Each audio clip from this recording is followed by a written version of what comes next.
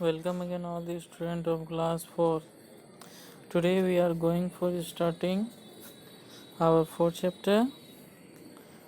Its name is Sanitation of Food and Water. So let's start with paragraph wise.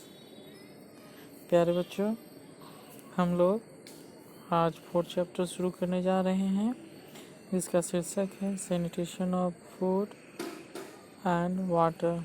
Sanitation, आखिर ये sanitation means होता क्या है? Sanitation is a process which keeps food and water free from germs. Germs are disease-causing microbes. बच्चों, sanitation हम उस process को कहते हैं जिसके द्वारा हम अपने फूड और वाटर को जर्म से फ्री रख पाते हैं. ये जो जर्म्स कहने का हमारा मतलब होता है डिजीज़ कॉजिंग माइक्रोब्स से होता है. ठीक है, यानी कि बीमार करने वाले सूक्ष्म जीवाणुओं से है. Germs spoil food and water. Diseases such as diarrhea, typhoid, cholera and spread through spoiled food and water.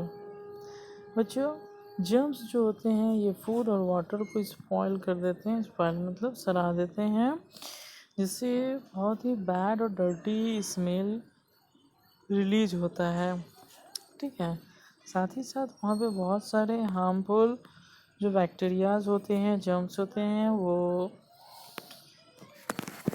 आ जाते हैं, जिस वजह से हमें बहुत सारी बीमारियों का सामना करना पड़ता है.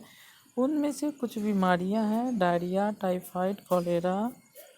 ठीक है,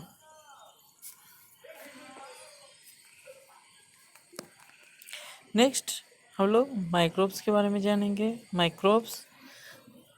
Microbes and tiny living beings are found all around in soil, air, water, food and inside the animals' bodies.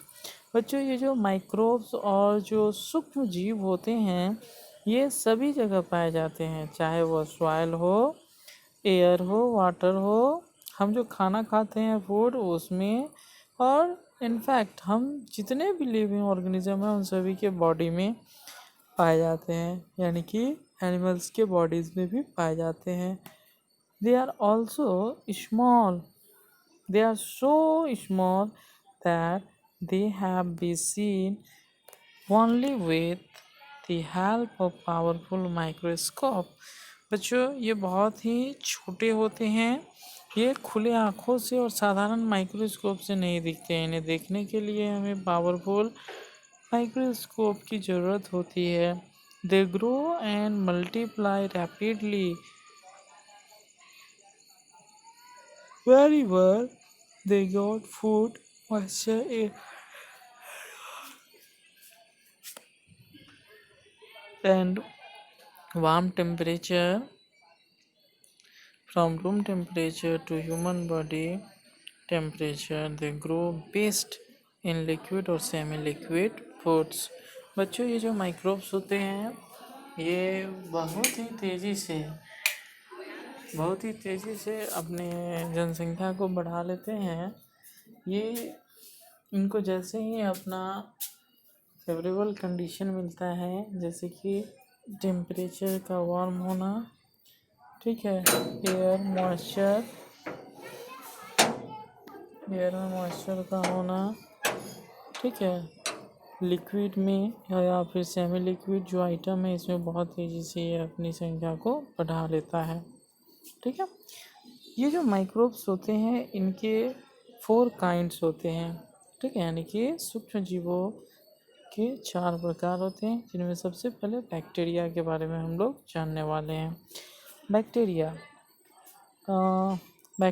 Is one called organism. Bacteria को हम ऑर्गेनिज्म कहते हैं, जीव कहते हैं. It cause disease such as typhoid, tuberculosis, cholera and pneumonia. और bacteria के वजह से कौन कौन से डिजीज होते हैं? टाइफाइड, ट्यूबरकुलोसिस, कोलेरा और निमोनिया.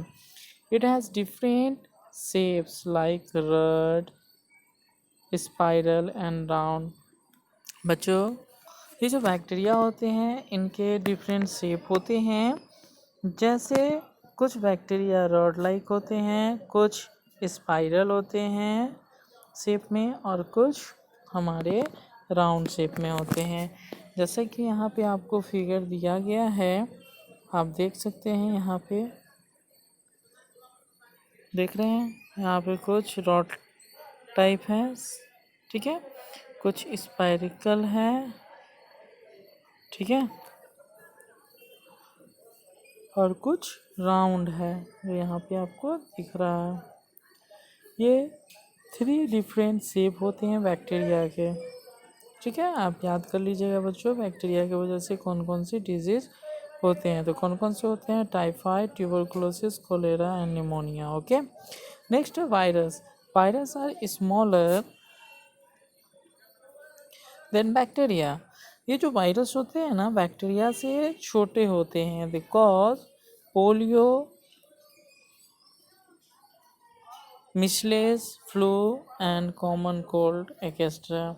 और इसकी वजह से पोलियो, मिसलेस, फ्लू और कॉमन कोल्ड आदि डिजीज होती है, ठीक है। यहाँ आपको वायरस का इमेज देखने को मिल रहा है, और ये बहुत अनेक तरह के होते हैं। यह एक सिंपल के रूप में दिखाया गया है, ठीक है। Protozoa. Protozoa is one called organism. Protozoa को भी ऑर्गेनिज्म कहा जाता है, ठीक है। सॉरी, प्रोटो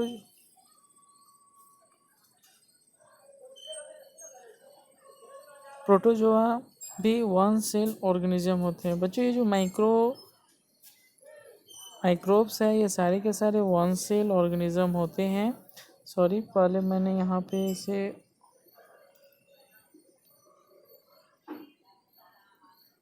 वन सेल्ड है, ये वन सेल ऑर्गेनिज्म। तो देख लीजिए, बैक्टीरिया भी हमारा वन सेल ऑर्गेनिज्म है, वायरस भी हमारा क्या है, वो वन सेल ही होता है। लेकिन ये पहले किसी भी लिविंग ऑर्गेनिज्म के सेल में जाने से पहले यह नॉन लिविंग होता है, लेकिन आफ्टर इंटर यह एक्टिव हो जाता है, और फिर ये यूनिसेलुलर ऑर्गेनिज्म होता है। प्रोटोजोआ भी हमारा वन सेल ऑर्गेनिज्म ही होता है, और फंगी होता है एक तरह का